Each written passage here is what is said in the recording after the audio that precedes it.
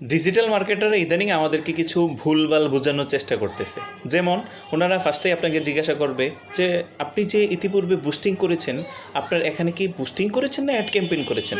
আপনার কি অটোমেটিক মেসেজটা কি ঠিক ছিল?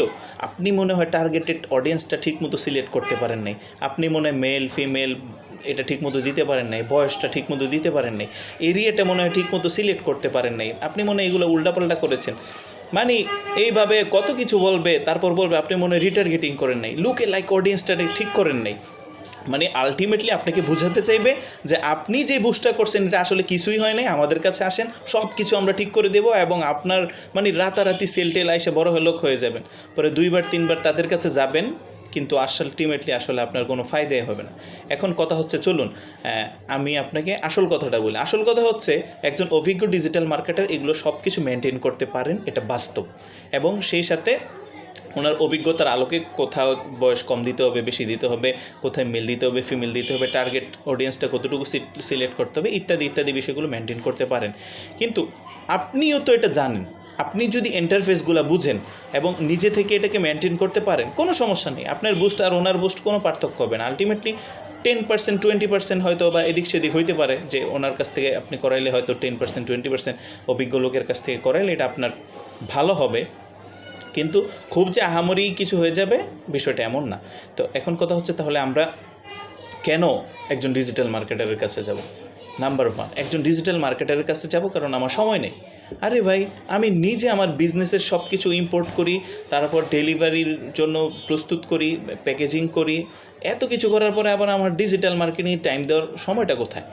2 নাম্বার কারণ হচ্ছে ভাই, ডলার ইনভেস্ট করা, এইটা ওইটা করা, অ্যাড অ্যাকাউন্ট নেওয়া, এগুলো একটা হ্যাসেলের বিষয়, এগুলো আপনার হ্যাসেল, আপনার এগুলো করার সময় নেই।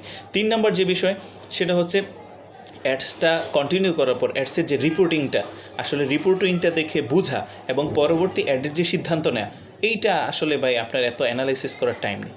চতুর্থ হচ্ছে, ইন্টারফেসগুলো তো প্রতিনিয়তই চেঞ্জ আসে, আপডেটের সাথে আপনার প্রতিনিয়ত জানাশোনা থাকা, আপডেট থাকা। একদম বিজনেসম্যান হিসেবে তো আপনার তো বিজনেসেই ফোকাস দিতে হয়, আপনার প্রোডাক্টের কোয়ালিটি ইনশিওর করতে। তো এত কিছু তো আপনার আসলে করার সুযোগ নেই। সেই ক্ষেত্রে আপনি একজন অভিজ্ঞ ডিজিটাল মার্কেটারের কাছে যাবেন। কিন্তু আপনার বিজনেস যদি মিড লেভেলের হয়ে থাকে, প্রাথমিক পর্যায়ে হয়ে থাকে, তাহলে আপনি যদি এগুলো করতে পারেন, কোনো সমস্যা নাই ভাই। অভিজ্ঞ ব্যক্তির কাছে গেলে আপনার যেই ফায়দা, আপনি নিজে করলেও মানে বিষয়গুলো মেনটেন করে করলে আপনার নিজেরটা নিজে করলেও একই ফায়দা।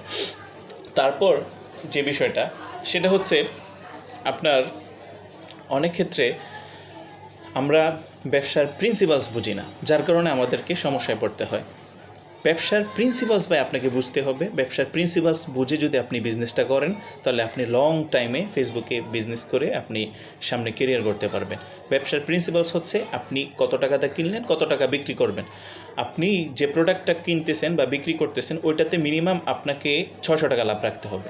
5 থেকে 600 700 এই ধরনের লাভ থাকে। এই ধরনের প্রোডাক্ট নিয়ে আপনার যদি রান করতে পারেন, আপনি বিজনেসে নামতে পারেন, তাহলে আপনি অনেক দিন বিজনেসে টিকে থাকতে পারেন। ভাই, আপনি যদি একটা প্রোডাক্ট কিনে আনলেন 500 টাকা দেয়, ওটা এখন যদি বিক্রি করতে যান 700 টাকা, আপনার মার্কেটিং কস্ট আছে এখানে 150 টাকা 180 টাকা, তাহলে আপনি কী লাভ করবেন, কী বিজনেস করবেন? এছাড়া প্যাকেটিং খরচ, বা কাস্টমারের সাথে ফোনে কথা বলবেন, ফোনের খরচ, আরও কত কিছু আছে, তাই না? এজন্য কম লাভের প্রোডাক্ট দিয়ে প্রাথমিক পর্যায়ে বিজনেস করা যায় না।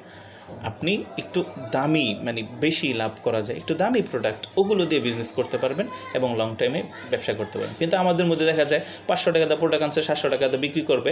এখন আয়সা বলতেছে, ভাই আপনি আমার এমনভাবে বুস্ট করে দেন যেন সেল আসে আসে আসে, যার কারণে আমি ভাই মানে অনেক টাকা বিক্রি করে ফেলাইতেছি। ভাই বাস্তবে আসলে এমন হয় না। ফেসবুক বিষয়টাই এমন যে আপনি ওনাকে টাকা দিবেন, উনি আপনাকে সেল দেবেন, তো টাকা আপনাকে যথেষ্ট পরিমাণে দিতে হবে। তাছাড়া অ্যান্ড্রয়েড আপডেট আসার পরে ভাই কন্টেন্টের উপর অনেক গুরুত্ব দেওয়ার কথা বলতেছে।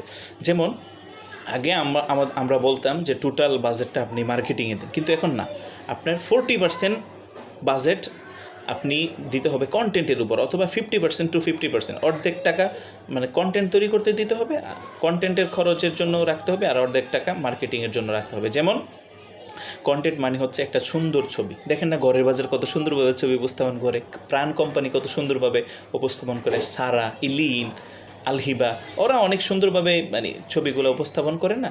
তো ওইভাবে সুন্দর ছবি উপস্থাপন করতে হবে, সুন্দর ভিডিও, কোয়ালিটিফুল ভিডিও তৈরি করতে হবে। এতে করেই আপনার বিজনেস তার গ্রোথ ইনশাল্লাহ বহুগুণে বেড়ে যাবে। আসসালামু আলাইকুম ওয়া রাহমাতুল্লাহ।